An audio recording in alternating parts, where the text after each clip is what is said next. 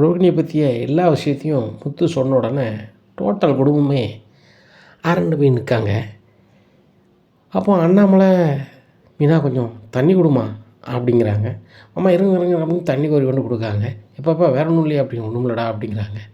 இங்கே விஜயா ரொம்ப ஷாக்கு. இவ பணக்காரி தான் இல்லை அப்படின்னு நினச்சாலும் கூட ஏற்கனவே ஒரு கல்யாணம் முடிஞ்சதை மறைச்சி இங்கே இருந்திருக்கா. அது போக இந்த கிறிஸோட அம்மையா இவா அப்படின்னு விஜயாவுக்கு ஷாக்கு.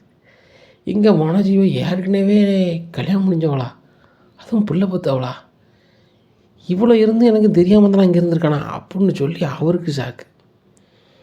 இங்கே சுருதிக்கு பயங்கர ஷாக்கு. நம்ம பார்த்த நாடகத்தில் கூட இப்படி இல்லையே, நாடகத்தில் கூட இவ்வளோ ஷாக்கு யாரும் கொடுக்கலையே, இந்த அளவுக்கு ஷாக் கொடுக்காங்களேன்னு முழிக்காங்க இந்த சுருதி. இங்கே முத்து எப்பா நான் இப்படி பேசியிருக்கக்கூடாது, பொம்பளையால பேசிவிட்டேன் அப்படின்டே விட்றா அப்படின்னுட்டு இருக்காங்க. உடனே அந்த சூழ்நிலையில் இங்கே ரோகிணி தான் பண்ண தப்பு என்ன மன்னிச்சிருங்க அப்படின்னு சொல்லுறதை காட்டிலும் மீனா கிட்ட, மீனா நீங்கள் இப்படி பண்ணுவீங்க நினச்சி கூட பார்க்கல, நான் உங்கள்கிட்ட என்ன சொல்லியிருந்தேன், என்னை பற்றிய விஷயத்த சொல்லாதீங்க, நானே சொல்லிக்கிறேன், எனக்கு இது எப்படி சொல்லணும்னு தானே தெரியும் சொன்னேன், நீங்கள் இதை தெரிஞ்சு வச்சுக்கிட்டு உங்கள் வீட்டுக்கார்ட்ட சொல்லியிருக்கீங்க அப்படின்னு சொல்லும்போது அப்போ தான் முத்துக்கே தெரியும். அப்போ ரோகிணி தான் கிறிஷோட அம்மா அப்படிங்கிறது மீனாவுக்கு முன்னுக்கூட்டியே தெரிஞ்சிருக்கு. ஏன்னா அப்போ தெரிஞ்சிருந்து இந்த மீனா சொல்லாமல் இருந்திருக்கா அப்படிங்கும்போது, ஏய் மீனா, உனக்கு அப்போ முன்னாடியே தெரியும்லாடி, நீ சொல்லியிருக்கலாம்ல அப்படிங்கிறாங்க விஜயா. உடனே முத்து குறுக்கிட்டுதாரு, ஏம்மா நான் சொன்னால் கூட நம்ப மாட்டியே, ஏன் மீனா சொன்னாலும் நம்ப மாட்டியே, அதுக்கு தான் அந்த பார்லரம்மா வாயிலிருந்தே வர வச்சேன். என்ன மீனாவுக்கு தெரிஞ்சிருக்கு, நம்ம சொன்னால் கண்டிப்பாக அத்தை ஏற்றுக்க மாட்டாங்க, இந்த குடும்பம் ஏற்றுக்கிடாது, அதனால் அவளாக சொல்லட்டும் அப்படின்னு இருந்திருப்பாப்புல, அப்படி தானே அப்படிங்கிறாங்க. ஆமாங்க இதை மனசுக்குள்ளே போட்டுக்கிட்டு தாங்க நான் யார்கிட்டையும் ஒன்றும் சொல்ல முடியாமல் நான் திணறிக்கிட்டு இருந்தேன் அப்படிங்கிறாங்க. அண்ணாமலை சொல்கிறாங்க, ஏம்மா மீனா, உனக்கு போய் பேச வராது, அதனால தான் உன்னால் இந்த ரோகிணியை பற்றி விஷயத்த தெரிஞ்ச உடனே சொல்ல முடியாமல் முழிச்சிருக்க அப்படிங்கும்போது, எப்பா எதுவும் நினச்சிடாதப்பா அப்படிங்கிறாங்க. இங்கே பாரு முத்து, எனக்கு ஒன்றும் ஆகாது, இந்த ரோகிணி கல்யாணம் முடிச்சு வந்ததுலேருந்து இன்றைக்கி வரைக்கும் நிறைய பொய்களை சொல்லியிருக்கு. முதல்ல தான் பெரிய பணக்கார வீட்டு பிள்ளை அப்படின்னு சொல்லி விஜயாவுக்கு அறிமுகமாகி, அப்புறம் கல்யாணமும் மனோஜை பண்ணிக்கிட்டு எனக்கு தாப்பா மட்டும்தான் இருக்காங்க, அதுவும் வெளிநாட்டில் இருக்காங்க, பெரிய பணக்காரராக இருக்காங்க, பெரிய பிஸ்னஸ்மேனாக இருக்காங்க அப்படின்னு சொல்லி கல்யாணம் பண்ணது. அதுக்கப்புறம் உங்கள் அப்பா வரலைன்னா நான் வெறுப்பில் இருக்கேன்னது. அப்புறம் எங்கள் அப்பா சொத்தை எனக்கு எழுதி தர போகிறாருன்னது. அப்புறம் எங்கள் மாமா வெளிநாட்டிலேருந்து வராரு அப்படின்னு ஒரு சீனை போட்டது. ஒரு ஆளை நடிகையும் கூப்பிட்டு வந்தது. அதுக்கப்புறம் அது இல்லைன்னு தெரிஞ்சுக்கிட்டது. அதுக்கு இடையில் பார்லர் அது விற்றுருக்குது, விற்றதையும் சொல்லலை. இங்கே பார்லர், சொந்த பார்லர் இருக்குதுன்னு சொல்லி சமாளித்தது. அதுக்கப்புறம் அது தெரிய வந்துச்சு.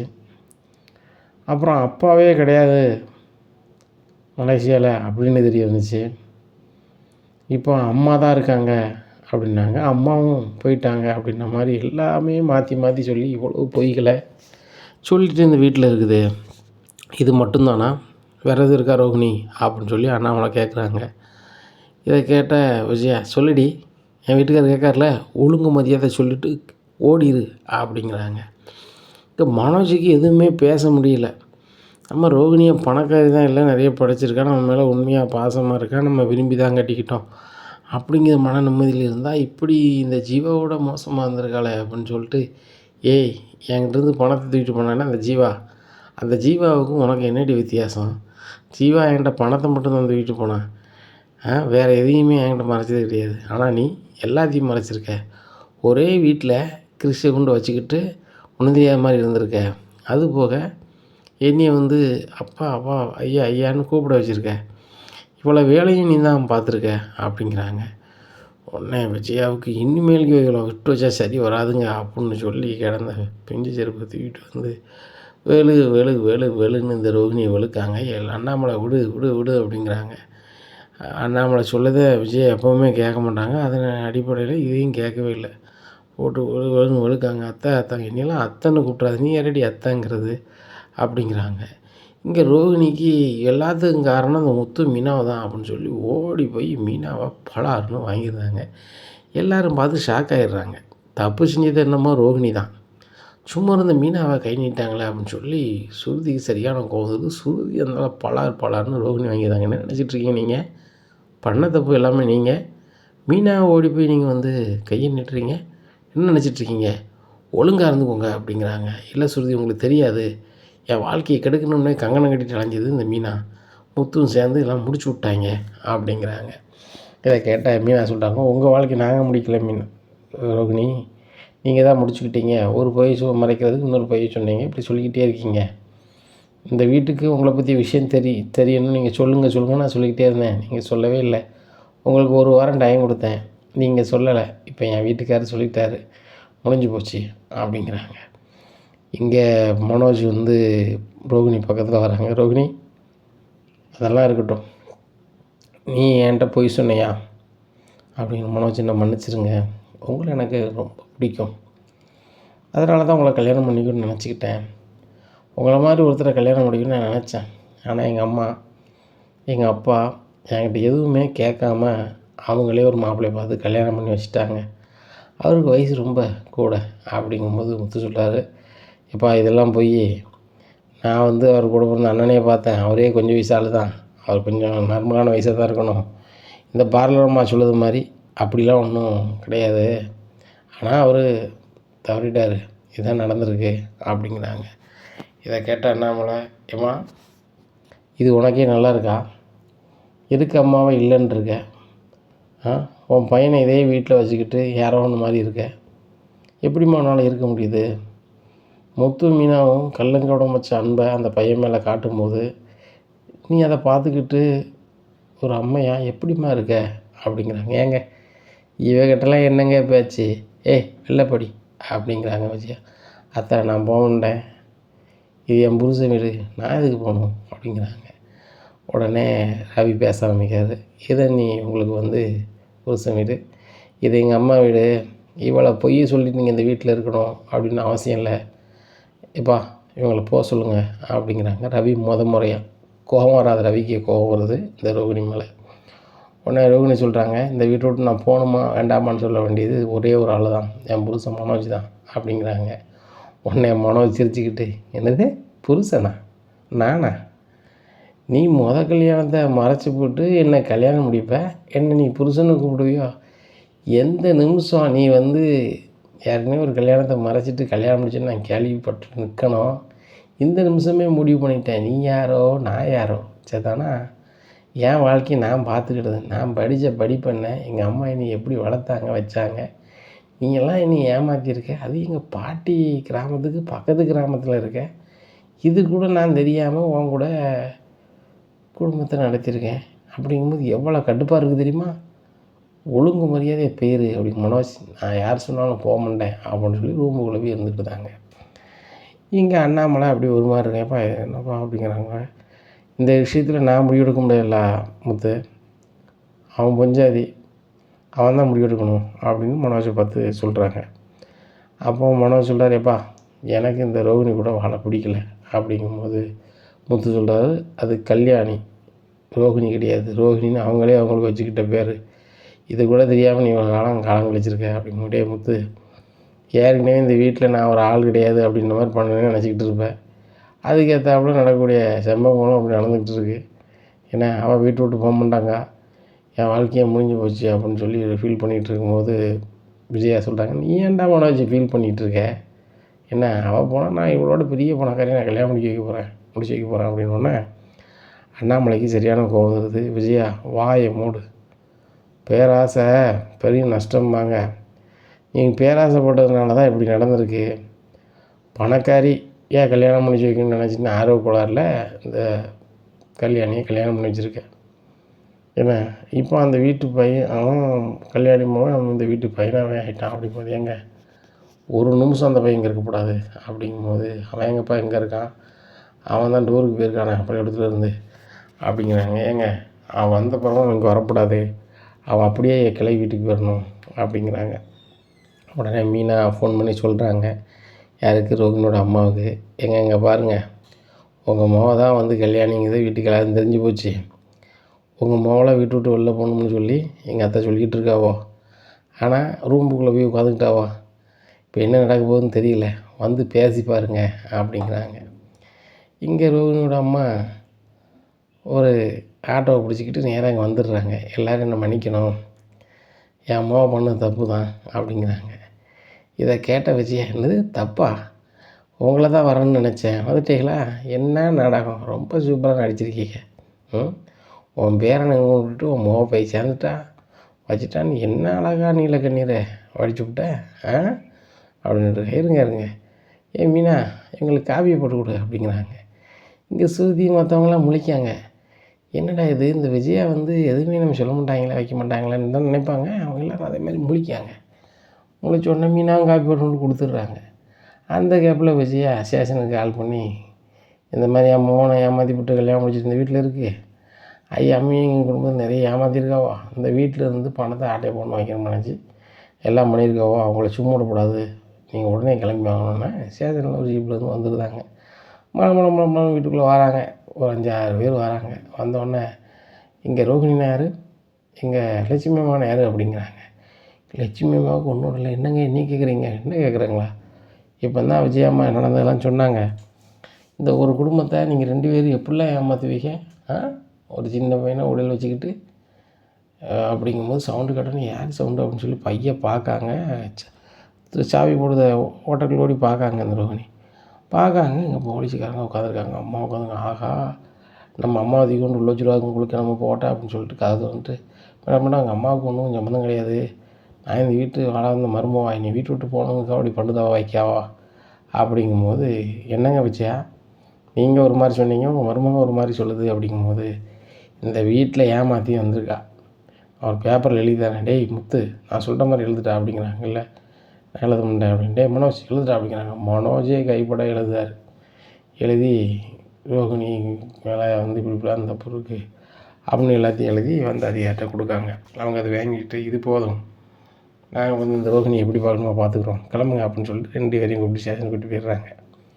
எங்கள் அண்ணாமலை அப்படியே உட்காந்துருக்காரு. என்னப்பா ஒரு மாதிரி உட்காந்துருக்க அப்படிங்கும்போது, இல்லைடா முத்து, ரோகிணி சின்ன பொய் சொல்லிக்கிட்டு இருக்கா, சரி ரைட்டு என்னைக்காவது மாறிடுவா அப்படின்னு நினச்சேன்.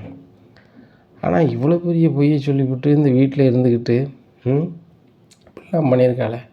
விஜயா ஏன் அப்படி பண்ண? என்னதான் இருந்தாலும் இந்த ரோகிணி நம்ம வீட்டு மருமக தானே அப்படிங்கிறாங்க. இதை கேட்ட விஜயா கலகலன்னு சிரிக்காங்க. என்னதுங்க மருமகளா? யார்? அந்த பார்லர்காரியா, அந்த ஏமாத்துக்காரியா, அந்த கல்யாணியா? அவன் இந்த வீட்டுக்கு வரக்கூடாதுன்னேன். என்ன அது போக மனோஜுக்கு எண்ணி 10 நாளில் ஒரு பெரிய பணக்காரியை பற்றி நான் கல்யாணம் பண்ணி வச்சுப்படுவேன். மகேஸ்வரி மாவா இருக்காளே, என் ஃப்ரெண்ட் இருக்காளா அப்படிங்கிறான். மகேஸ்வரி இல்லைம்மா, ராஜேஸ்வரி. டேய் கொஞ்சம் மாறி வந்துட்டுடா, ராஜேஸ்வரி மாவா 2ஆம் தரத்து பொண்ணாக இருக்கா, அவனுக்கு மனோஜுக்கு 2ஆம் தரத்து மாப்பிள்ளை தான், பேசாமல் நான் கல்யாணம் பண்ணி வைக்க போகிறேன் அப்படின்னா மனோஜுக்கு பயங்கர சந்தோஷம். நம்ம கடன் காவல்லாம் நீங்கணும், நம்மளும் பெரிய பிஸ்னஸ் மேனாக வரணும்னா கண்டிப்பாக ஒரு பணக்கார வீட்டில் கல்யாணம் முடிச்சது நடக்கும். என்ன இந்த ரவிக்கு முன்னாடி நானும் பெரிய இடத்துல தான் கல்யாணம் முடிச்சிடணும்னு சொல்லணும்ல, அவனு மனசுக்கு நினச்சிருக்காரு. ஏம்மா நீங்கள் செய்தே பண்ணுங்கம்மா, நான் அந்த ரோகிணியை ஒரு நிமிஷத்தில் மறந்துட்டேன் அப்படிங்கிறாங்க. இதை கேட்ட முத்து, பொண்டாட்டியே ஒரு நிமிஷத்தில் மறந்துட்டேன்னு சொல்லணும், உலகத்துலேயே உன்னி தான் பார்க்கேன், கோபம் இருக்கலாம், என்ன இவ்வளோத்துக்குள்ளே ஒரு கோபம் இருக்கக்கூடாது. இவன்டே முத்து, உனக்கு அப்பா படிக்கலைனாலும் தரத்து பொண்ணை கல்யாணம் பண்ணி வச்சிட்டாரு, 2ஆம் தரத்து பொண்ணை கட்டின எனக்கு தாண்டா கஷ்டம் தெரியும், உனக்கு தெரியுமாடா வைக்கமாடா அப்படிங்கிறாங்க. டேய் பார்லரமாக 2ஆம் தரத்து பொண்ணாக இருந்தாலும் பணம் இருக்குதுன்னு சொன்னால் நீ மூச்சே கட்டியிருக்க மாட்டே, இதுதான் உள்ளது. இல்லை நீங்கள் சொன்ன மாதிரி ஒரு 25 ரூபா கிடைக்கி கிறிஸ்டன் அனுப்புங்க, நான் சம்மதிக்கேன் அப்படின்னு ரோகிணி சொன்னால் கூட நீ ஓகேன்னு சொல்லுவேன், உன்னை பற்றி எனக்கு தெரியும் அப்படிங்கிறாங்க. இதை கேட்ட மனோஜ், அதுக்கு ரோகிணி சம்மதிக்க மாட்டா அப்படிங்கிறாங்க. பார்த்தேடா ரவி, இப்போ கூட அவனுக்கு வந்து நம்மக்கிட்ட அந்த பார்லமாக வச்சுட்டேங்கிறது கோபம் எதுவும் கிடையாது, அவனை பொறுத்த மட்டும் பணம் மணி மைண்டு மட்டும்தான் அப்படிங்கிறாங்க. அவனை பற்றி தான் முத்து தெரியுமே, சின்ன வயசுலேருந்து அப்படி தான், நம்மெல்லாம் உண்டியல் சேர்ப்போம், நம்ம உண்டியல் போனதை நைஸாக எடுத்துகிட்டு அவன் உண்டியல் சேர்த்து எனக்கு நிறைய இருக்குமா, ஏன்னா அந்த மாதிரி அழுத்தணும், அவன் பணம் தான் அவனுக்கு பெருசு அப்படிங்கிறாங்க. ஆமாடா எனக்கு பணம் தான் பெருசு அப்படின்ட்டு கடன்காரங்க ஒரு 2 பேர் வராங்க. சூப்பராக பேசுனீங்க மனோஜ், உங்கள் பேச்செல்லாம் கேட்டுக்கிட்டு இருந்தோம். எங்களுக்கு தர வேண்டிய பணத்தை எப்போ தருவீங்க? ஒரு ஆளுக்கு மட்டும் ஃபுல்லாக செட்டில் பண்ணியிருக்கீங்க. எங்களெல்லாம் பார்க்க இளிச்ச வாய் மாதிரி தெரியுதா? ஒழுங்கு மரியாதை இணைஞ்சிருக்கணும். எங்களுக்கு பணம் வந்திருக்கணும். இல்லையா கடையில் உள்ள பொருளெல்லாம் நாங்கள் நாளையிலேருந்து விற்போம் பார்த்துக்கோங்க அப்படிங்கிறாங்க. உடனே ஐயோ அப்படிலாம் பண்ணிடாதீங்க, அவங்க பணம் வந்துடுவோம் அப்படிங்கிறேன். அப்போ வச்சுக்கிட்டு தான் வஞ்சனை பண்ணிக்கிட்டு இருக்கேன். ஒழுங்கு மறுவாதி என்ன செஞ்சிடணும், நாளைக்கு காலையில் எங்களுக்கு பணம் வந்து சேரணும் அம்மா சொல்லிவிட்டோம் அப்படின்னு கிளம்பிடுறாங்க. ஏம்மா பார்த்தீங்களாம்மா, கடன்காரங்க வந்து இப்படிலாம் பண்ணிகிட்ருக்காங்க, கடை ஓனருங்கிற அக்கறை அவளுக்கு கொஞ்சமாவது இருக்கா அப்படிங்கிறாங்க. டேய், கடை என் வீட்டுக்காரு பணத்தில் ஆரம்பித்த கடை என்னம்மா அவள் ஓனருங்கிட்டு இருக்கா அப்படிங்கிறாங்க. ஏம்மா சொன்னாலும் சொல்லாட்டில் அவள் தான்மா ஓனர் அப்படிங்கிறாங்க. இதை கேட்ட விஜயாவுக்கு சரியான கோபத்தில் மனோஜன் கூட பார்க்காம ஒரு பொலார்னு ஒன்று விட்டுருதாங்க. என்ன நினச்சிட்ருக்க, நம்ம கடையை அவ கடைன்னு சொல்லிகிட்டு இருக்கேன் அப்படிங்கிறாங்க. ஏம்மா என்னை மன்னிச்சிருங்கம்மா, நான் அவங்ககிட்ட ஒரே ஒரு பொய்யை மறைச்சி விட்டேம்மா. இந்த கடையை என் பேரில் வாங்கினா நாளைக்கு முத்தோ ரவியோ நம்ம அப்பா பணத்தில் வாங்கின கடை தானடா, எனக்கும் வேணும்டா, பாதி வேணும்டா அப்படின்னு நான் என்னடா என்ன பண்ணுறது அப்படின்னு சொல்லிட்டு ரோகிணி பேரில் முடிச்சு விட்டேன், பதவி எழுதி விட்டேன். இப்போ என்னன்னா அவள் வந்து இப்படிலாம் பண்ணணும்னு எனக்கு தெரியாதும்மா, நானும் ஆர்வக்குள்ளால் நிலமாக பேசிட்டேன். அவளுக்கு இந்த சிட்டி கிட்டி தேவையில்லாத ஆட்கள்லாம் நிறைய பழக்கம் இருக்குது, அதை வச்சுட்டு கடையை மறுபடியும் எனக்கு வேணும்னு என்னம்மா பண்ணுறது அப்படிங்கும்போது, டேய் முத்து, இந்த கடையை அந்த ரோஹிணிட்டு எப்படியாவது வாங்கி கொடுறா அப்படிங்கிறாங்க. உடனே முத்து சிரிக்கிறார். அதானே இந்த மனோஜுக்கோ உங்களுக்கோ ஏதாவது கதை ஆகணும்னா முத்து செய்யுங்க அப்படிம்பீங்க. அப்பா பணத்தில் ஒரு கடை வாங்குதான், அவன் பேரில் வாங்கியிருக்கலாம், அதையும் நானும் ரவியும் ஆட்டை போட்டுருன்னு நினச்சிருக்கான். டேய் மனோஜ், நானோ ரவியோ அப்பா பணத்துக்கு ஆசைப்பட மாட்டோம் என்ன. இப்போ கூட அந்த ஓன்ட்ட வந்து பணத்தை வேணாலும் கூட அப்பாவுக்கு வருங்காலங்களில் எதுக்காவது பயன்படுவேன் அப்படின்னு நினச்சி தான் நாங்கள் அவர் அக்கௌண்ட்டில் போனோம் தான் அனுப்புமே தவிர்த்து அந்த பணத்தை நாங்கள் நினச்ச மாட்டோம், பயன்படுத்த மாட்டோம். அது நீ தெரிஞ்சுக்கடா அப்படிங்கிறாரு முத்து. இப்படி எல்லோரும் பேசிகிட்டு இருக்கும்போது மீனா சொல்லிட்டாங்க அண்ணாமலைட்ட, மாமா என்னத்தான் இருந்தாலும் அந்த ரோஹிணி இந்த வீட்டு மருமகா, கிறிஸ் நம்ம வீட்டு பையன் மாமா, அவங்க 2 பேரும் இந்த வீட்டில் இருக்கணும், அதுக்கு ஏதாவது பண்ணுங்க அப்படிங்கிறாங்க. விஜயா சரியான சவுண்டில் அந்த ரோகிணியை பற்றியோ கிறிஸை பற்றியோ இந்த வீட்டில் யாராவது பேசுனீங்க அப்படின்னா இந்த வீட்டை விட்டு போயிருங்க, இதுக்கு மேலே நான் பொறுமையாக இருக்க மாட்டேன் அப்படின்னு சொல்லி விஜயாவே கதவை சாத்திக்கிட்டு தாங்க. இங்கே அண்ணாமலை சொல்கிறாங்க மீனாகிட்டேம்மா, இந்த மாதிரி சூழ்நிலையில் ஒரு முடிவும் எடுக்க முடியாது, அதுபோக விஜயா ரொம்ப கோவத்தில் இருக்கா, கிறிஸை மறுபடியும் இங்கே கொண்டு வந்தாலும் சரி தான், இல்லை இது பண்ணாலும் அது சங்கடத்துக்கு ஒரு காரியமாயிரும். அதனால் கிறிஸ் ஊருக்கு போயிட்டு வந்த பிறகு சின்ன பாட்டி வீட்டில் போய் கொஞ்சம் நாளைக்கு இருக்கட்டும், அதுக்கப்புறம் ரோகிணியும் வெளியே வந்துடுவாப்புல, அதுக்கப்புறம் நம்ம பேசிவிடுவோம் அப்படிங்கிறாங்க. சரி மாமா அப்படிங்கிறாங்க. நைட்டு எல்லோரும் சாப்பிட்டு தூங்கிடுறாங்க. முத்து தூங்காமல் உட்காந்துட்ருக்காங்க.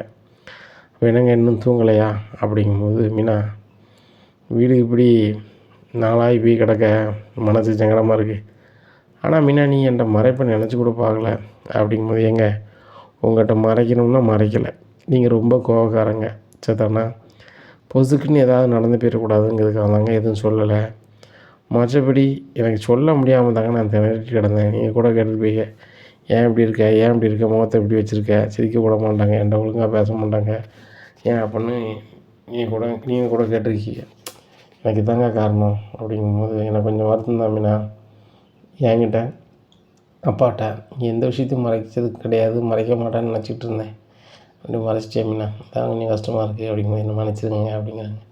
சரி மீனா விடு, நீ சொல்கிற மாதிரி நானும் கோவத்தில் ஏதாவது பண்ணியிருப்பேன், இப்போ கூட நான் எதுக்கு அந்த பார்லமும் வாயிலே வர வச்சோம்னா நான் சொன்னால் அம்மா நம்புவான், நம்பாது, அதே மாதிரி தான் நீ சொன்னாலும் நம்பியிருக்குது, சரி விடு, இல்லாத பண்ணுற மாதிரி தான் அப்படின்னு சொல்லிட்டு அன்றைய பொழுது போயிடுது. மறுநாள் காலையிலே கிறிஷை போய் டூருக்கு போன இடத்துல கூப்பிடுதாங்க. கூப்பிட்டுட்டு மாமா நம்ம வீட்டுக்கு தானே போகிறோம் அப்படிங்கிறாங்க. ஆமாடா அப்படிங்கிறாங்க. இங்கே கிறிஸோட சின்ன பாட்டி வீட்டுக்கு போகிறாங்க. எங்கே போகிறோம், இது நம்ம வீடு இல்லையா அப்படிங்கிறாங்க. டே இது உங்கள் சின்ன பாட்டி வீடு அப்படிங்கிறாங்க. தெரியும் அப்படிங்கிறாங்க. இங்கே முத்து மீனா போகிறத பார்த்துட்டு சரியான கடுப்பாகிறாங்க அந்த ரோகிணியோட சித்தி. நீங்கள் எப்படி இங்கே வரலாம் வைக்கலாம், எங்கள் வீட்டுக்குள்ளே நீங்கள் எப்படி கூட்டிகிட்டு வைக்க வைப்பீங்க, எங்களுக்கு தெரியும் அப்படிங்கிறாங்க. ஏம்மா உங்களுக்கு தெரியுதா இருக்கட்டும், இந்த கிறிஸ் எங்கள் வீட்டு பையன், ரோகிணி மேலே சில வருத்தம், அதனால் இப்போ ரோகிணி வந்து வீட்டுக்கு வர முடியாத சூழ்நிலை அப்படிங்கும்போது வீட்டுக்கு தான் வர முடியாதா, இல்லை வெளியே வர முடியாதா, எப்படியாவது எங்கள் மாமா ரோகிணியை வெளியே கொண்டு வந்து என்ன அவள் பேர் இருக்க கடையை மறுபடியும் நாங்களே வாங்கி நடத்துவோம், அதை நீங்கள் பார்க்கத்தான் போகிறீங்க அப்படிங்கும்போது முத்து சிரிக்கார்.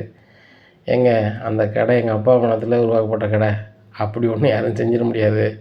அப்படி செஞ்சு பாருங்கள், இந்த முத்து யார், இந்த அண்ணாமலை குடும்பம் யார் அப்படிங்கிறது உங்களுக்கு நல்லாவே தெரிய வரும். கிறிஸ் ஒருத்தனுக்காக தாங்க பார்க்குறேன், என்ன கிறிஸே போயிட்டு வரேன் அப்படின்னு சொல்லிட்டு முத்து மீனாவும் கிளம்பி போகிறாங்க. இனியும் நடக்கும் அப்படிங்கிறத இருந்து பார்க்கலாம். நம்ம சேனலை நீங்கள் மறக்காமல் லைக் அண்ட் சப்ஸ்கிரைப் பண்ணுங்கள். நன்றி, வணக்கம்.